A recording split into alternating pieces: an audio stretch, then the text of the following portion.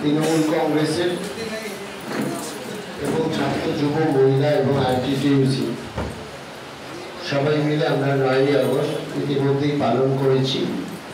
আমাদের দুটো পার্টি অফিসে আমরা মহাসমারোহে আমাদের শহীদদের সম্মান জানিয়েছি। সেজন্য যারা যারা সেই শহীদ সম্মানে উপস্থিত ছিলেন তাদের সকলকে ধন্যবাদ জানাই।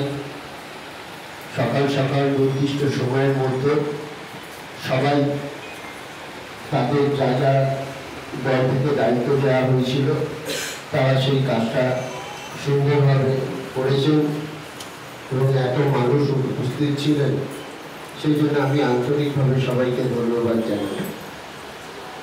আমাদের পরবর্তী প্রোগ্রাম হচ্ছে 13, 14, 15, 3 দিন। আগামীকাল সেই প্রোগ্রাম শুরু হচ্ছে।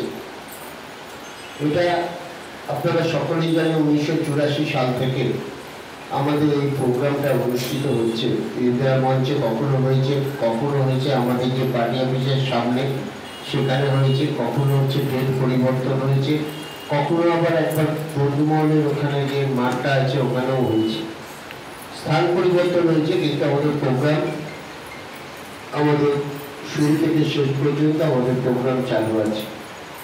আপনাদের সকলকেই জানেন যে এই শহীদ দিবস এবং স্বাধীনতা দিবস উপলক্ষে আমাদের যেসব প্রোগ্রাম আপনারা সকলেই জানেন, আমরা লিফলেট আকারে এবং এর আগেও আমরা একটা কর্মীদের নিয়ে মিটিং করে আমরা সেটা জানিয়েছিলাম।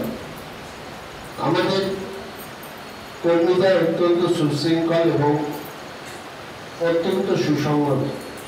আমাদের 13 তারিখে কি অনুষ্ঠান আছে সেটা রাজেশ বলে দেবে। মোটামুটি আমাদের 5টার মধ্যে সমস্ত কর্মীরা,